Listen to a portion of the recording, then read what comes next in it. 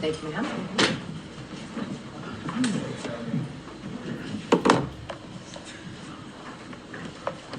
Hi, everybody. Wanted to wait for the president, of course, and the cabinet meeting. Not that there's anything to say. Thank you for being here. I appreciate it. I think it's still a lovely day out, but someone should tell April to not think that she's February. Somebody's got to check in with her and see what's going on. Thank you all very much for being here. I appreciate it. And let's start with a couple of announcements here, as usual. Of course, I'm Tammy Bruce, your spokesperson for the State Department. To begin, we are pleased to share that American Ksenia Karelina is on her way back to the United States. Ksenia was detained in Russia for more than a year and will soon be reunited with her loved ones. We have not forgotten about all of those who Russia continues to unjustly detain, including American Stephen Hubbard. President Trump's team, at his request, engaged with Russia on Ksenia's case. Secretary Rubio, Special Envoy Witkoff, CIA Director Ratcliffe, National Security Advisor Waltz, and Special Envoy Bowler mobilized their teams to bring her home. We thank the government of the UAE for their support at enabling the exchange. President Trump and Secretary Rubio will continue to work for the release of all unjustly detained Americans. And now to trade. President Trump continues to put American workers first by bringing trading partners around the world to the table with a fresh perspective to achieve reciprocity and fairness. Yesterday, the president showed the promise of his support. More than 75 countries recognize the benefit in working with the United States. Many negotiations are now underway. President Trump has also been very clear on China.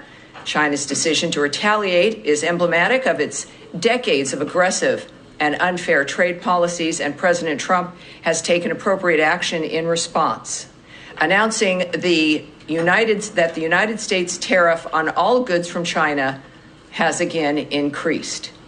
China's unfair trade practices are hurting not only the United States and our workers, but also market economies around the world. China has actively undermined the world trading order for decades. It is high time to correct that imbalance. President Trump is the first world leader brave enough to do so. Lastly, I want to share a message from Secretary Rubio to the people of the Dominican Republic. As the Secretary said, we are, quote, united in prayer as the people of the Dominican Republic grieve the recent tragedy that took place in Jet Set nightclub in Santo Domingo, which also resulted in the unfortunate death of at least one U.S. citizen and U.S. legal permanent residents. While rescue efforts remain ongoing, our hearts go out to the families and loved ones affected by this devastating event. The U.S. stands ready to support our Dominican allies amid this obviously horrible and difficult time. And now, turning it over to questions. Where will I begin? Matt Lee with the AP. Hello. Thank you, ma'am. Two things I just want to check to make sure that you don't have anything to add either on the release of the American or on the Russia-U.S. talks in Istanbul from the statement. Do you have anything to add on either I have, of those? I have a few things I can add because I'm talking and I Please can't do. shut up. That's my situation here. So obviously we know this situation is that one thing I want to reinforce that I mentioned in my announcement is calling on Russia to release Stephen Hubbard, who has been detained for nearly 3 years. We continue to work to free Mr. Hubbard and all other Americans unjustly detained. And we have not forgotten about all those Russia continues to detain in this manner, to say the least. To secure Ksenia's release, Russian national Arthur Petrov, your alarm's going? Arthur Petrov was returned to Russia. And that is all I'll share in that regard. But obviously she is on her way home, and that is what the story is in that regard. And that's a promise President Trump made when he first came into office, was to make sure that all Americans being held around the world would, in fact, be home. And your other issue? Well, on the Ukraine, sorry, not Ukraine, the Istanbul meeting between the U.S. and Russia, presumably this swap did not come up there, but do you have anything to add to what was in the statement that came out earlier? I do, and let me get that for us. I think we have that right here. And I'm not quite sure why I don't. I might have to run right, Okay, well, come back around to you. I'll just go to my last one. What I can, for those of you not knowing what he's asking about, is a technical meeting in Istanbul regarding the bilateral relations and the embassies for both of us, and that's again, that has happened before. Again, it has nothing to do with Ukraine, nothing to do with expanding our relationship in any fashion in that regard, but really just about the nature of our embassies and the ability to manage them and conduct business as one would normally expect to be able to do so in a diplomatic mission. Okay, so then to my question that maybe you can answer a little bit on is the departure of Ambassador Brink from Kyiv. Do you have anything to say about that? I do. Says Tammy Bruce. Wow. All right. Because we had just discussed this. Right. Well, we also had discussed something a little bit earlier. Yes. The blanket statement that we, the State Department, do not discuss personnel matters. Well, that is something we've discussed at great length, and in this particular case, Ambassador Brink's been ambassador at the embassy in Ukraine for 3 years, during a time of war for those 3 years, an extraordinary performance there, and we wish her well. At the same time, of course, it's a reminder when it comes to the issues that we think about that surround this conversation, is that we know that we're working for that war to end. And that is our focus. And we expect, of course, our work that will continue in that regard. But that's the nature of what we're focusing on here. And we wish her well. And that's really all we would say in that regard. Yes, Andrea. Can I follow up a bit? There are several Americans in Russia that were at least identified by Mickey Bergman and other groups who are active in this regard with trying to get Americans out who are not designated yet as wrongfully detained. And I'm wondering if you could check or take the question as to whether there's any progress on elevating them to the level of wrongfully detained, which could accelerate them getting released. I think that was done by the administration with Mark Fogel. Right, I do know, yes. Again, the question about Americans who don't have a designation of being wrongfully detained is that if an American is being held, we are regularly looking at those cases. Okay. We're constantly addressing the nature of how they're held, why they're held, and if that designation might change. So it's not something we look away from. It's a regular effort. And so in the regard of anyone who's not been designated in that fashion, it is something, as you've noted, like with Mr. Fogel, that can change if circumstances merit it. And can you give us any details? There's some confusion. According to her lawyer, she was supposedly, Ksenia was arriving at 4 p.m. There are other reports that it is as late as 9 p.m. Can you give us any clarification about and when if she'll be going to the White House, or do you know anything more? And I have one more question to ask. Will she be going to Brooke Army Medical? Well, clearly there's still issues of privacy here. I'm not really going to talk about the choices she's made, where specifically she is going, or what the plans are for her involved in that, which are decisions that are going to be made in that environment and with her, which would not be appropriate to discuss. And certainly I can't discuss the nature of the negotiations that occurred, which clearly did, but maybe that's for another day, but here I can't do that. Okay. And speaking of negotiations, can you give us an update on what is expected on Saturday with the Iran talks? Because Foreign Minister Arachi's column in the Washington Post yesterday made it very clear that there would be no talks if the U.S. was insisting that they are direct. And of course, the position, as repeated today in the cabinet meeting, was that they will be direct talks. So do you still expect these talks to take place on Saturday? And will they begin indirect talks and then move to direct, or is there some resolution of that? Well, I'm not on the team that makes that decision or has those conversations, right? And we're not going to litigate that here. As I said on Tuesday, and repeatedly say really about everything, if the president says something, that's my North Star. And they're the ones in the midst of the discussions regarding the arrangement of this meeting. And we'll leave it to them. So I'm not going to speculate on that or what will happen. There are clearly some very, very good and very important diplomats involved in this, including, of course, Special Envoy Witkoff. And we'll leave it there. We'll find out. At this point, yes, that is still underway. It's happening. And we look forward to it as a good first step to find out if the Iranians are serious. All right. Yes, in the back there. Yeah. Thank you. A couple of questions. Just to be super clear, did you a little bit, Nadia, please. Yeah, just to be super clear, did you just confirm the resignation of Ambassador Brink? I'm sorry?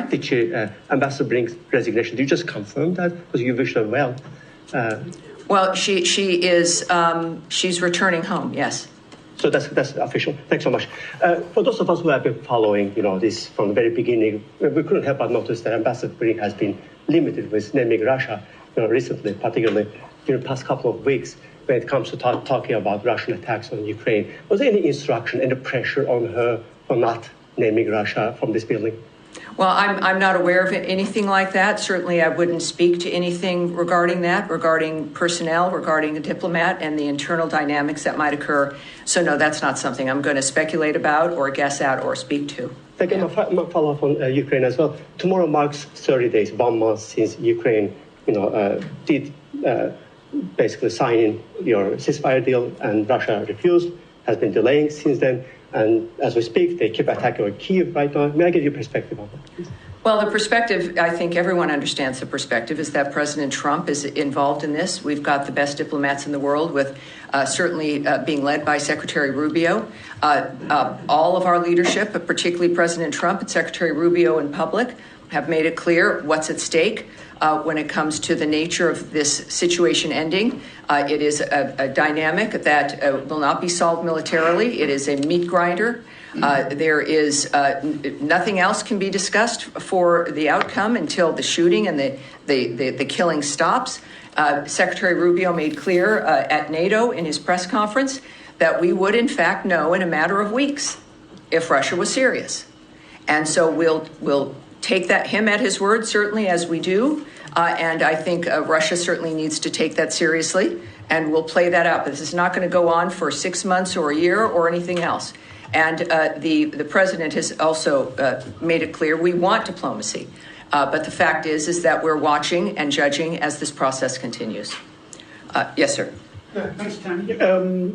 I wanted to have a comment. The French president yesterday said that France would recognize a Palestinian state within months, and he suggested that he could do it alongside Saudi Arabia at a UN conference in New York in June. The U.S. has long opposed any unilateral recognition. Is that still your position? Do you have a comment on his, Well, I can tell you that we are aware of course, the reports that you refer to regarding the French government's remarks, and we refer you to them for further comment. What I can also, though, say is that the United States stands firmly with the state of Israel in its pursuit to bring all the hostages back home and the defeat of Hamas. The groundbreaking Abraham Accords and the devastating October 7th attacks have forever changed the Middle East. As a Special Envoy Witkoff has said, we need to explore new policy prescriptions that ultimately end up in a better life for the Gazans and the Palestinians. Look at the discourse that's now happening today, he said. We're actually engaging in a productive conversation around what is best for Gaza and how we can make people's lives better. This administration will continue to engage our partners in the region on a serious solution for Gaza that secures peace and the release of all the hostages, among them 5 Americans, including Idan Alexander. Chairman, can I just follow up on that? Sure. Very quickly. It's not just about Gaza. There's West Bank also. So, I mean. Well, I think it's fair to say that this is a region that has been in turmoil because of the support of death squads by Iran. Yeah. And so you have this dynamic that has been continuing and predictable and not stopping, and ceasefires being broken by the same groups. That's why when we say yes, new ideas for Gaza, and the new idea that could break the Gazan people free from being hostages themselves of Hamas, is the same kind of solution that is also going to help the entire region. That is it. This is not an isolated framework that only fits into a corner.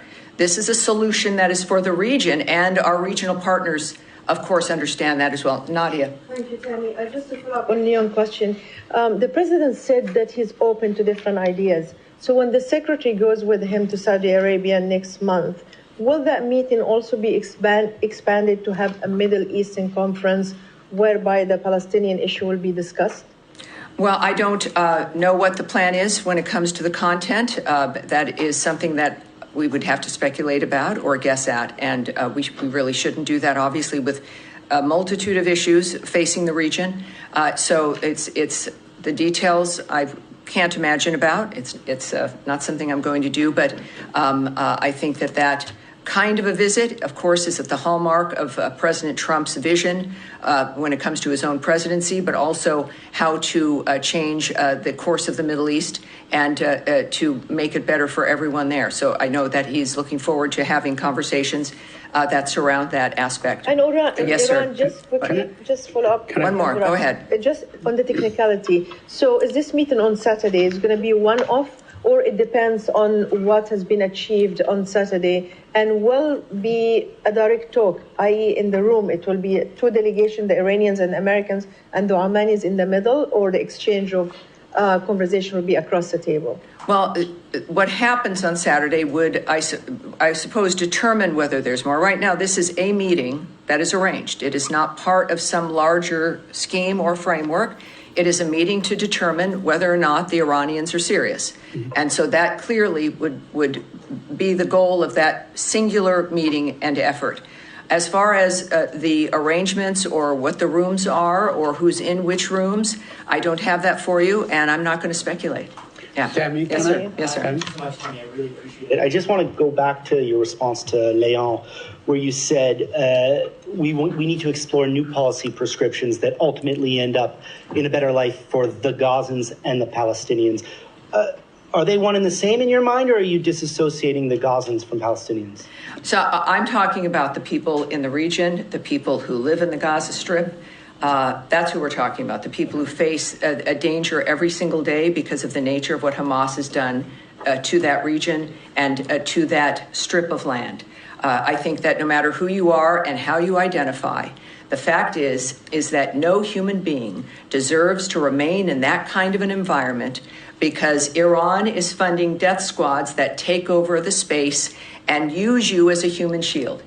While we may become inured to that kind of hell, and the people in it generationally become affected and also believe that this is just normal life, that is a crime in and of itself. And there is the human spirit is so strong that we do know, especially for those who survived October 7th, those who got out of the hostage framework. One woman whom we honored here at the State Department, who is a survivor of that massacre. The strength in these individuals who move through this is astounding, how they survive psychologically and physically. That is what unifies us. All of us in this room, all of us engaged in this kind of a framework. It's that it's human beings, it's families, it's mothers and fathers, it's young people dancing at a music festival, it's people of faith, it's people of no faith, it's people who just simply are looking forward to that night or to getting married or to having children or thinking about college or thinking about moving somewhere or just living their life as their parents lived their lives. That's who I'm talking about.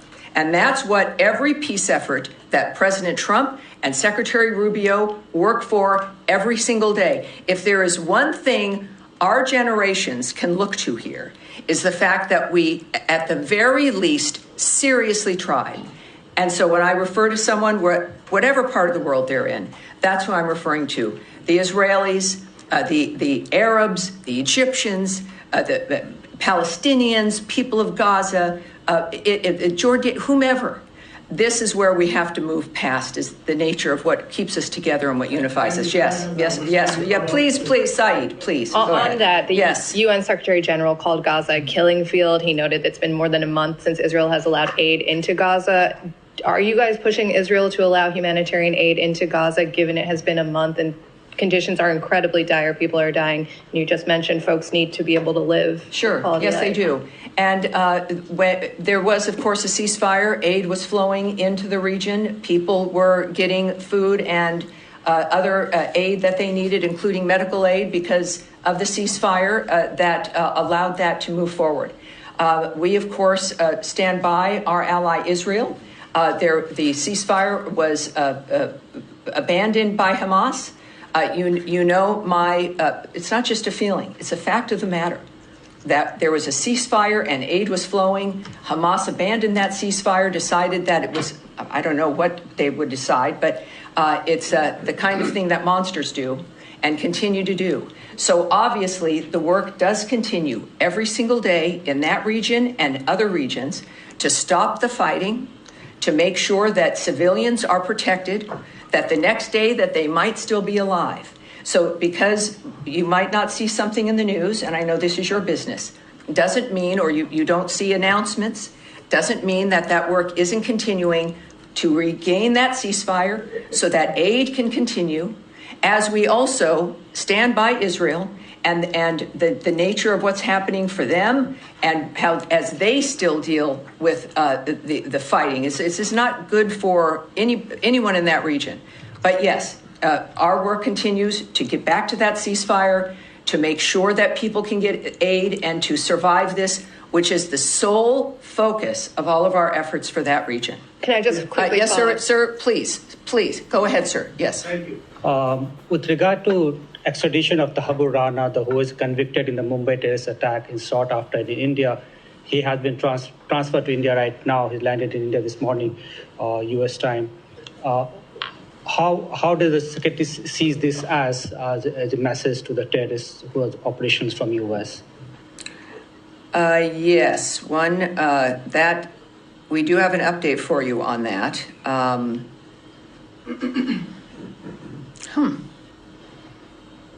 This might be, I want to be able to do this. And Tommy, could you come up here and give me a hand? Because something changed up here.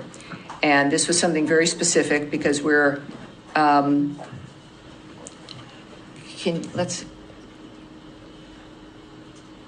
I don't want to speak randomly here. There we go. Thank you, sir. Tommy Pickett, everyone. My principal deputy. You'll be seeing him soon, briefing you. When I'm unable to brief, Tommy is the one next in line. So there you go. Already proving himself. He is. He's a fan favorite with the team here in the building as well. Thank you, sir. All right. So good question, sir. On April 9th, the United States extradited Tawar Hussein Rana to India to face justice for his role in planning the horrific 2008 Mumbai terrorist attacks. Some people watching may not remember these, but I encourage you to look them up and to find out exactly how horrible this was and the importance of this situation today. These attacks resulted in the tragic loss of 166 lives, including 6 Americans, that shocked the entire world. The United States has long supported India's efforts to ensure those responsible for these attacks are brought to justice. And as President Trump has said, the United States and India will continue to work together to combat the global scourge of terrorism. So he is in their possession, And we are very proud of that dynamic. Thank you. Yes. All right. Yes, sir, in the glasses here. One more on Iran. The senior advisor to the Iranian leader, Ali Shamkhani, today said that if military threats continue against Iran, Iran will kick out IAEA inspectors and hide its enriched material. What's the U.S. reaction to that? All right. First of all, these actions, the threat of that kind of action, of course, is inconsistent with Iran's claims of a peaceful nuclear program, right? Also, expelling IAEA inspectors from Iran would be an escalation and a miscalculation on Iran's part. The United States remains deeply concerned that Iran is amassing a growing stockpile of highly enriched uranium for which there is no credible peaceful purpose. Iran is the only non-nuclear weapon state producing highly enriched uranium at this level. Also, beyond the threat to expel the international nuclear inspectors, but also threatening to transfer its stock of uranium to secret locations. And again, why would one need to do that if it was for peaceful energy work? Doesn't make much sense. So again, it is an escalation and a miscalculation on Iran's part if they were to do so. All right. Yes, go ahead. And then you afterwards. Sorry. You next. But go ahead. Yes. Wait 1 second, Eric. Go ahead. Thank you. So I have a quick question about a Wall Street Journal report. They're saying that Chinese officials acknowledged in a secret meeting last December that they were behind a widespread series of cyber attacks on American infrastructure, and they linked the attacks to escalation over Taiwan. Just wanted to ask you if Chinese officials have made any kind of similar statements to this administration, or if this administration was briefed on that apparent admission during the transition. That is a good question, and we're going to have to take that away and get that back to you. When I do that, by the way, for people watching, we really actually do get back to the reporters with the answer to their questions. So that's a genuine framework we ask. All right, Eric, go ahead. Yeah, thank you, Tammy. I'd like to ask about some reporting that we have today that Israeli officials are laying the groundwork for a full military occupation of Gaza, and whether this is something that's concerning to the State Department, whether it's seen as any kind of an overreach or anything that would further inflame the situation in the Middle East right now. Well, it's clear that President Trump has explained his goals here when it comes to the nature of a diplomatic solution and to ending the fighting. But of course, on any other issue, I'm not going to discuss what another country might be contemplating or its separate diplomatic conversations or considerations it may have. So you want me to speculate or hypothesize? I'm not going to do that. All right. Yes, ma'am. Thank you, Tammy. I just want to switch to Afghanistan. Are you aware of the case of a British couple, Peter and Barbie Reynolds, who are still detained by the Taliban? They were taken at the same time as the American Faye Hall, who is a friend of that couple, who, as you know, was released a couple of weeks ago. They are British, but they have American children, grandchildren, and great-grandchildren who have given an appeal via video, which they've posted online, which we at CBS, we've reported about, appealing to Trump for help in being able to release their parents. I was wondering if you are aware of whether there was any effort to coordinate between the US and the British governments to get all of them out at once, and if there has been any outreach to offer to help with with the US helping to get their release from Taliban custody since. Well, it's we're aware of the reports, of course. We're aware that they're held. They're British citizens. I would suggest, I don't know if you've checked with the British government. I think they would have the most specific actions if they're being taken for their citizens. But so that's all I have for you. And can I just have one on to the Taliban as well, relatedly? Sure. There were reports a few days after that visit by former envoy for Afghanistan, Zalmay Khalilzad, and the special government employee Adam Bola, when they visited Kabul in March, a few days after that, and American George Glasman was released, a few days after that, the bounties on senior Taliban officials' heads were lifted. Did the US government lift bounties on Taliban officials in order to get Americans out? Is that something you're aware of, and do you have any comment? I know that this, I think you'd asked this once before. What I can tell you is that those frameworks are always being looked at and dealt with. I can't speak to any kind of exchange in that regard. We do know the that... Secretary did tweet about it as well. He did tweet about George Glasman and had mentioned that the Taliban, that they shouldn't be doing this. And so I was just wondering if the two... Well, they're still, these are individuals who are designated terrorists. The groups remain designated terrorist groups. None of that has changed. And that's what I can tell you. That's, I think, the story here is that none of that has changed. Yes, sir. Thank you, Tammy. Appreciate it. Relative to the Iran talks, meeting, friendly chat, whatever. It's a meeting. It's just a meeting. Yes. I don't know if it'll be friendly. It'll be a meeting, an important one. I want to go back to an older story that's kind of petered out a little bit. A former special envoy for Iran, Rob Malley, was suspended and had his security clearance revoked as a result of some alleged violations of security processes. Republicans were screaming about getting documents from the State Department in an update, and then January rolled around and Republicans kind of went silent on the issue. I'm trying to find out if the State Department can provide any update or commit to providing any update on that scenario. Well, I can get you an update once we take it back and look for that update. Thank you. I'll get that to you for sure. Yes, ma'am.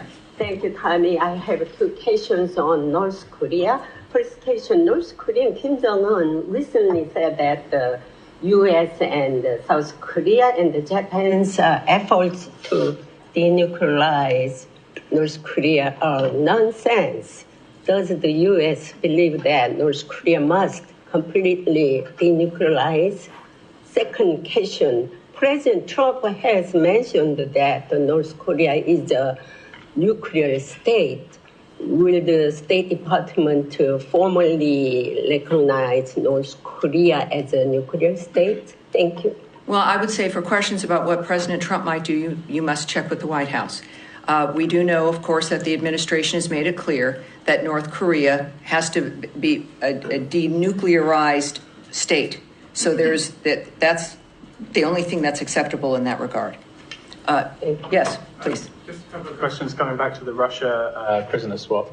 I'm wondering, this swap that happened today, how do you see that as connected to the talks? Is this a positive sign for Russia's willingness to make concessions when it comes to Ukraine? I think that I think that the president's been very clear that there's one thing on the table with Russia, which is the ceasefire. Yeah. That there's no other dynamic that's going to be addressed or facilitated until that is dealt with. The president did make a few comments at his cabinet meeting regarding the situation and how it was brought to his attention, and the fact that he pledged, again, this is not a lark on his behalf. This was a pledge that he's made throughout the campaign and has been a hallmark of his administration, and he's acted on that. In this particular case, it happens to be this young woman who comes back. I think that, as especially also with Stephen Hubbard still being detained there, it's clear that this is an ongoing framework. Regardless, we're not going to choose or not choose a country based on a circumstance. The president's going to act on Americans who need to be freed. And on the Russian who was released in the swap, Arthur Petrov, yeah. So he was detained and extradited from Cyprus, I believe, related to rules that the previous administration had imposed on Russia, which were about making sure that the Russians didn't get access to U.S. microelectronics for their military programs, right? So the fact that you've released this guy who was detained for breaching that, he was returned to Russia. He wasn't. released into the wild. He was returned to Russia. Does that signal some softening of the U.S. Well, yeah, restrictions the on Biden Russian administration hadn't talked to Russia at all. I mean, President Trump is the first to engage with Russia for years. So when we think about the nature of either administration, but this is about leadership. It transcends partisanship. It's about how do you conduct your business to get things done? Do you just simply not talk to people and turn a blind eye and do nothing? Or do you engage when it comes to stopping the carnage, stopping wars, getting people released from being unjustly held, or just even getting Americans back home? You've got to engage with people to do this. And Secretary Rubio's made it very clear, is that when they've asked if he trusted Putin as an example, he talked about that it's, in this dynamic, you have to deal with what people do and what they don't do. That trust really isn't the issue. It's about expectations, what people are supposed to do, and whether they do them or not. And you can then talk. You must be able to talk with everyone if you want to get results. And I think that that's what we have in this administration. And we see it every day, including today and with her release. And we'll see it on Saturday. We'll see it constantly from both Secretary Rubio and President Trump as we work to make the world a better place. And that is it for today. Thank you, everyone. Next Tuesday, I will see you then. Someday you will be entertained by Tommy Pigott. Yes, he's very good. So I feel very safe that you'll be in his hands.